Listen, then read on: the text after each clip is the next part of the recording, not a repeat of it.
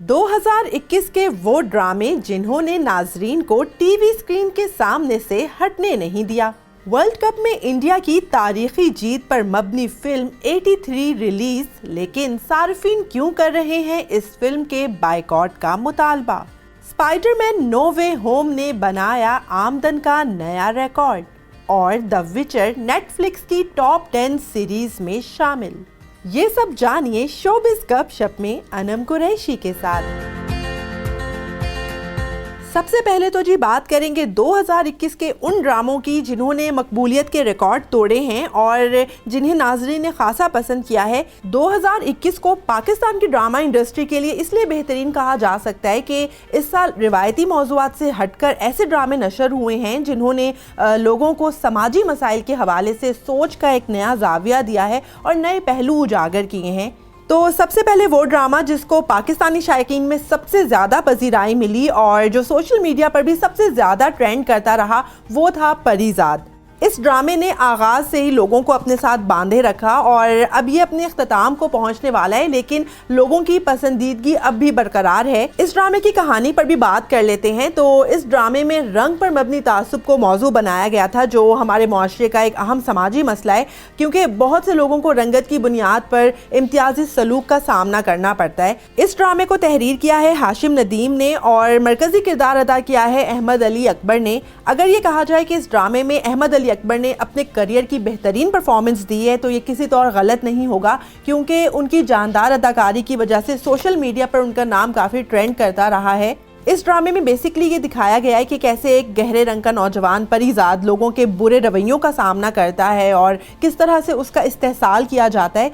परीज़ाद को एक इंतहाई मुखलिस इंसान दिखाया गया है जो हर कीमत पर अपने मालिक का वफादार रहता है, मगर इसके बावजूद वो गलत और सही की पहचान भी रखता है और उसे अपनी वफादारी का सिला अपने मालिक की तरफ से जायदाद की मलकियत की सूरत में मिलता है। और अब जब वो एक मालदार शख्स बन चुका है तो अब भी उसमें आजिज़ी है और वो ज़रूरतमंद और गरीब लोगों के लिए एक मसीहा साबित हुआ है। अच्छा, कोई भी ड्रामा हो वो लव स्टोरी के बगैर अधूरा होता है, इसलिए इस ड्रामे में भी दिखाया गया है कि एनी, जो यमुना जैदी ये किरदार निभा रही हैं एनी का, तो वो एक नाबीना लड़की है जो परीज़ाद की मोहब्बत में गिरफ्तार हो जाती है। अब देखना यह है कि इस ड्रामे को किस तरह से समेटा जाएगा और इसका इख्तिताम क्या लोगों को चौंका देगा या फिर हैप्पी एंडिंग होगी।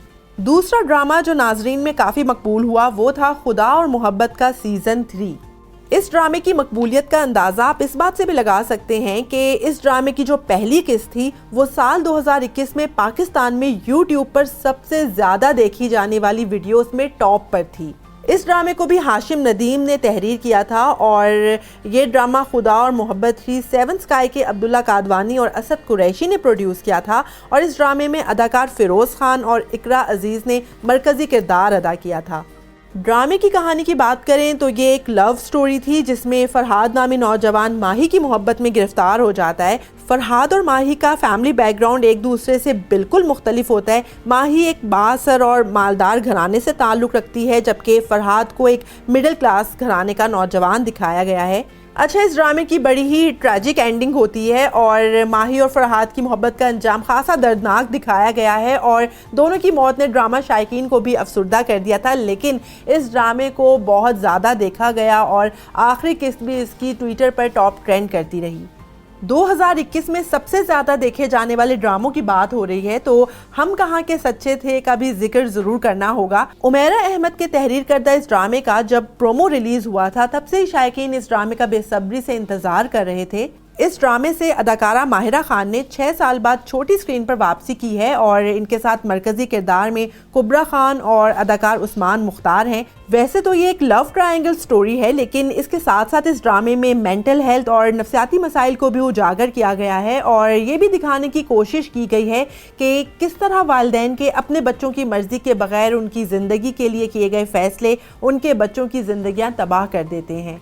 महरीन को एक इंतहाई हसास लड़की दिखाया गया है जो बचपन में अपने बाप को खो देती है, जिसके बाद उसे अपनी नानी के घर अपनी मुमानी और कज़न से काफ़ी ताने सुनने को मिलते हैं जो उसकी मेंटल हेल्थ को मुतासर करते हैं।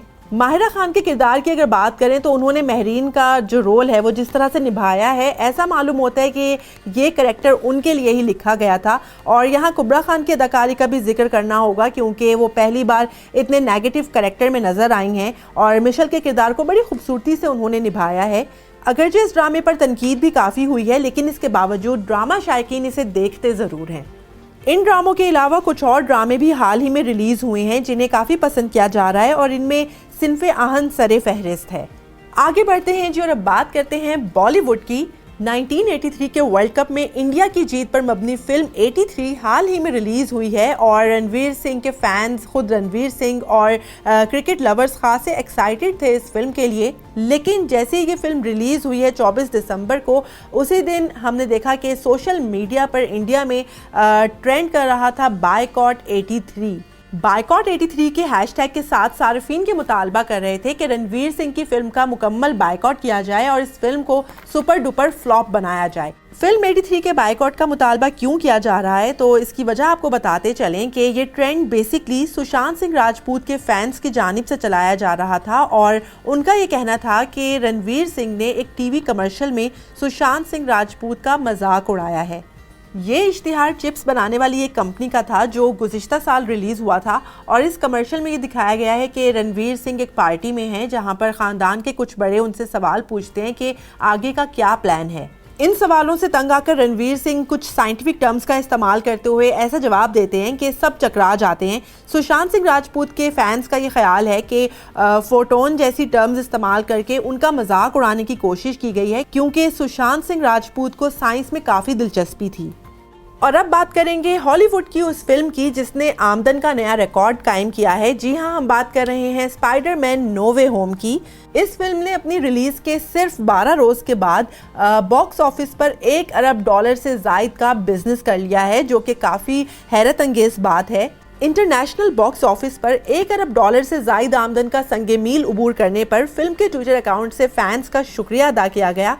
स्पाइडरमैन नो वे होम को 17 दिसंबर को अमेरिका में रिलीज किया गया था, जिसके बाद अब तक इस फिल्म ने इंटरनेशनल बॉक्स ऑफिस पर $1 अरब से जायद आमदन कर ली है। आखिर में जी बात करेंगे उस सीरीज की जो इस वक्त नेटफ्लिक्स की टॉप सीरीज में शामिल है। ये है द विचर सीजन 2।